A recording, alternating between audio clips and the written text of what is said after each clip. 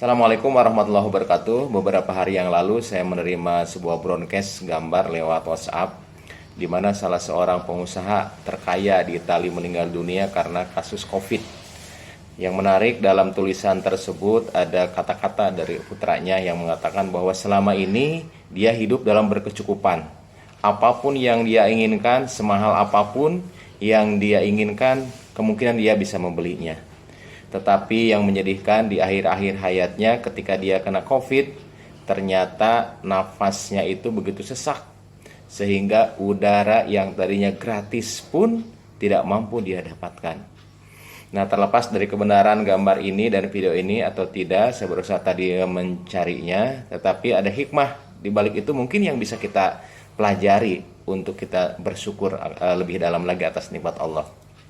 Nah, ibu bapak sekalian, Allah ini telah menitipkan paru-paru kepada kita, di mana pada saat COVID ini menerpa dunia, maka paru-paru itu menjadi salah satu target organ.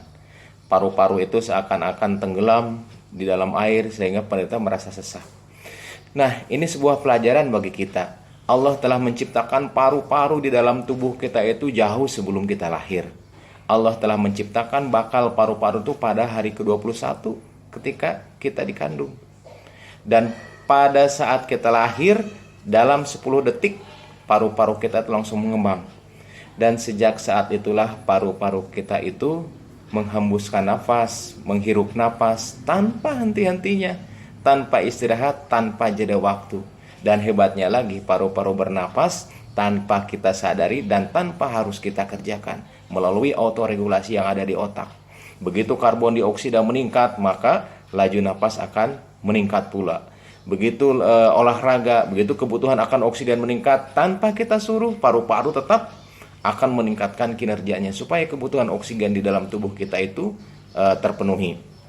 Nah, kalau kita perhatikan, Allah telah menciptakan paru-paru ini dengan sebaik-baiknya bentuk, dengan sangat-sangat sempurna.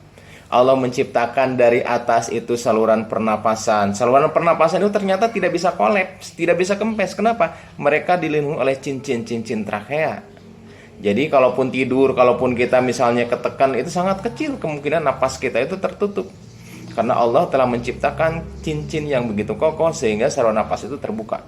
Saluran napas itu masuk lagi ke dalam dada, kemudian juga bercabang menjadi 2. Sampai cabang yang paling kecil, lebih kecil saluran udara ini dari rambut. Dan tibalah saluran udara tadi ke daerah terminal akhir yang disebut dengan alveolus. Nah, di alveolus inilah terjadi pertukaran udara yang masuk ke dalam paru-paru, yang kaya akan oksigen, kemudian nitrogen, kemudian ditukar dengan hasil metabolisme yang ada di dalam tubuh, CO2 keluar. Kemudian juga di alveoli itulah oksigen akan masuk ke dalam pembuluh darah dan kita tidak akan sesak napas setelah itu. Dan ternyata di dalam tubuh kita ini Allah telah menitipkan antara 300 sampai 500 juta alveoli. Begitu banyak.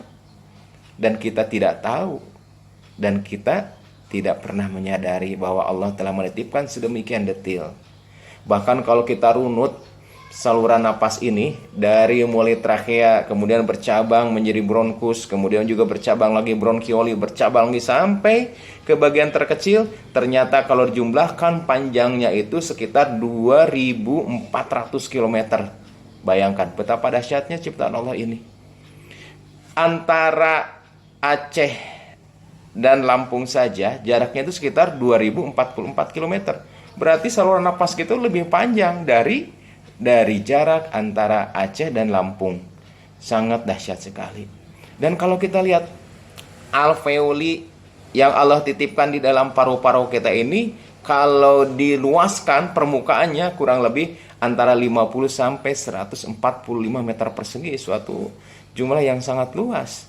Sementara sekarang kita tidak tahu bahwa Allah telah menitipkan fasilitas yang sangat dahsyat itu, dan sampai saat ini paru-paru belum ada gantinya. Jadi kalau operasi jantung sementara bisa dihentikan untuk apa? Dengan menggunakan mesin. Tapi kalau paru-paru tidak ada yang bisa menggantikan perfusi oksigen ke dalam tubuh manusia sampai saat ini. Dan Allah juga menitipkan otot-otot di dalam rangka dada kita untuk menarik napas, untuk memperluas dinding dada bagian dalam. Allah menitipkan 11 pasang musculus intercostalis interna, musculus intercostalis interna, externa. Kemudian Allah juga menitipkan diafragma untuk apa? Agar kita tuh bernapas. Dan hebatnya napas yang kita lakukan itu tanpa sepengetahuan dan tanpa sadar kita. Bisa sadar tapi jarangnya tidak sadar kita bernapas, sehingga kita tidak pernah lupakan untuk bernapas. Jadi itulah kehebatan-kehebatan Allah yang dititipkan kepada manusia. Jadi kalau kita nurunut lebih dalam lagi, memang kalau kita jumlahkan rata-rata orang dewasa bernapas itu sekitar 16 kali per menit. 16 kali napas, 16 kali napas. Kalau dijumlahkan per hari sekitar 23.000 kali kita bernapas. Suatu jumlah yang sangat besar. Bayangkan andai kata kita harus bernapas, kita harus sadar, maka sehari-hari mungkin kita hitung napas saja. Dan udara yang kita hisap rata-rata per hari itu antara 6,3 sampai 13 liter per hari. Andai kata kita jumlahkan mungkin ibaratkan galon aqua, galon air mineral itu sekitar 19 liter isinya. Mungkin sehari semalam kita memerlukan antara 492 sampai 1000 galon untuk napas tuh. Sedangkan sampai saat ini kita kasih gratis. Tapi alangkah jarangnya kan kita bersyukur. Dan ternyata udara yang masuk ke dalam saluran napas kita itu ternyata tidak bersih. Ada jamur, ada bakteri, ada virus, kemudian juga ada polutan dan sebagainya. Tetapi ternyata sampai saat ini kita jarang sakit karena saluran pernapasan. Kenapa? Allah menitipkan sistem pertahanan yang ada dalam tubuh kita. Begitu napas masuk, udara masuk lewat hidung, maka dia sudah disaring lewat bulu-bulu hidung. Begitu udara masuk lewat saluran napas bagian dalam, dia sudah dihangatkan supaya tidak terlalu dingin ke dalam. Begitu masuk lagi ke saluran napas ke trakea, di sana sudah disiapkan sistem pertahanan tubuh. Ada yang namanya bulu-bulu halus yang disebut dengan silia, dan Allah juga menitipkan lendir yang diproduksi oleh sel goblet yang di dalam saluran pernapasan. Lendir itu ternyata bukan sembarang lendir, tapi lendir itu juga mengandung antibiotik, mengandung antimikroba seperti defensins, kemudian antiprotease dan antioksidan. Itu lendir yang kita punya di dalam.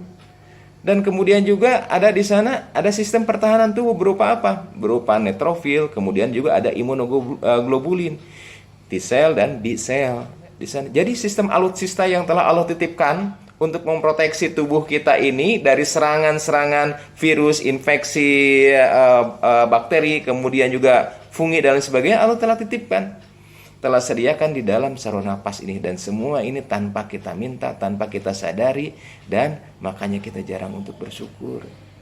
Jadi kalau kita berbicara tentang gangguan saluran napas pada COVID, kita juga harus ingat bahwa telah diciptakan oleh Allah itu beberapa alutsista yang ada di dalam tubuh kita ini, dan sampai saat ini sangat jarang kita syukuri.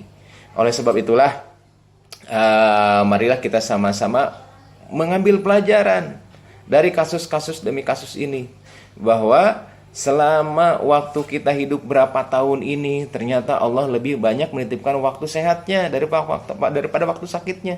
Dengan COVID ini Allah ingin menegur kita, yuk, udara yang tadinya bebas, yang tadinya kamu hirup sekitar 500 sampai 1000 galon per hari, kita sekarang merasakan betapa berharganya udara bebas ini.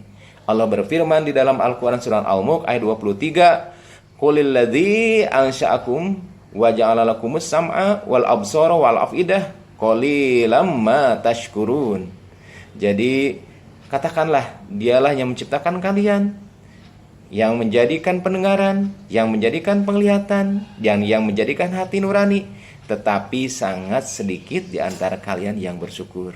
Maka dengan peristiwa ini, marilah kita banyak-banyak bersyukur agar Allah menambahkan nikmat sehat kepada kita dan menutup azab. Assalamualaikum warahmatullahi wabarakatuh.